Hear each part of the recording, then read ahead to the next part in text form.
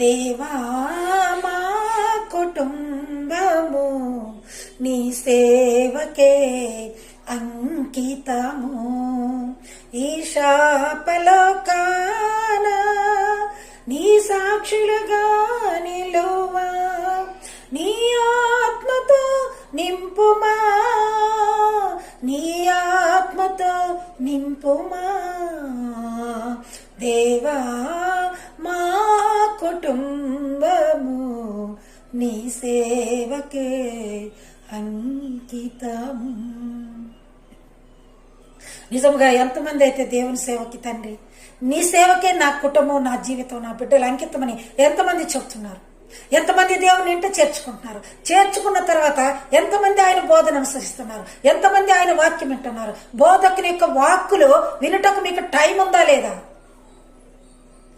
Cell ఫోన్లో చూస్తున్నప్పుడు వ్యర్థమైన వాటి కోసం సమయం కేటాయిస్తాం, వెళ్ళిపోతూ ఉంటారు పైకి నొక్కుకుంటూ, అన్ని చూస్తూ ఉంటారు. దేవుని వాక్యం వచ్చేసరికి మార్చేస్తూ ఉంటారు. ప్రియులారా, ఆ వాగ్దానంతో ఆ రోజు దేవుడు ఒకవేళ నీతో మాట్లాడుచున్నాడేమో, నీకేది ఉత్తమమైనదో తెలియపరచాలనుకుంటున్నాడేమో. ఒకసారి వినండి ప్రియులారా, లూకాసు వార్త 10వ అధ్యాయము 38వ వచనం చూసుకున్నప్పుడు మన మార్తా మరియా ఇద్దరు సహోదరులు యేసుని ఇంటికి చేర్చుకున్నారు. యేసుని ఇంటికి చేర్చుకున్నప్పుడు మార్త పనులకు వెళ్ళిపోయింది. మరి లోపల ఇక ఆయన గురించి వంటలు చేయాలని వెళ్ళిందా, విస్తారమైన పనులు చేయటకు లోపలికి వెళ్ళిపోయింది. కానీ మరియ మాత్రం యేసు దగ్గర కూర్చొని, బోధకుడి దగ్గర కూర్చొని బోధ వింటూ కూర్చుంది.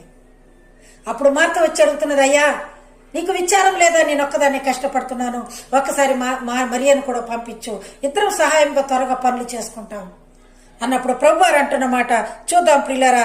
41వ వచనంలో, లూకాసు వార్త 10వ అధ్యాయం 41వ వచనంలో, అందుకు ప్రభు మార్తా 2 సార్లు పిలిచాడు. మార్తా మార్తా, నీవు అనేకమైన పనులను గురించి విచారం కలిగి ఉన్నావు, మరియ ఉత్తమమైన దాన్ని ఎంచుకున్నది, అది ఆమె యొద్ద నుండి తీసివేయబడదని ఆమెతో చెప్పిన. ఎప్పుడైతే నువ్వు ఉత్తమమైన దాన్ని ఎంచుకుంటావో, ఏ మార్గంలో అయితే నీకు నిజమైన భక్తి ఉన్నది, లేకపోతే ఇది అవసరమైనది అనుకుని నువ్వు ఏది నిర్ణయించుకొని కూర్చుంటావో, అది ఆమె యొద్ద నుండి ఎవరు తీసివేయలేరని యేసుప్రభు వారు ఖచ్చితంగా నొక్కి ఒక్కడి నుంచి మార్తతో చెప్పారు. 2 సార్లు పిలిచినట్టుగా ఉంది బైబిల్లో. మార్తా మార్తా విను, నువ్వు అవన్నీ పనులు చేస్తున్నావు కానీ వాటన్నిటితో పని లేదు. ఉత్తమమైన దాన్ని ఎంచుకున్నది మరియా. ఈరోజు మరి ఉత్తమమైన దాన్ని ఎంచుకుంటున్నారా? వాక్యం వచ్చినప్పుడు వింటున్నారా? 2 మాటలు 2-3 నిమిషాలు, లేకపోతే ఒక 10 నిమిషాలు, అంతే కదా, ఎక్కువ సమయం ఉండదు కదా. ఆ రోజు దేవుడు ఒకవేళ నీ కొరకు ఈ మాట చెప్తున్నాడేమో.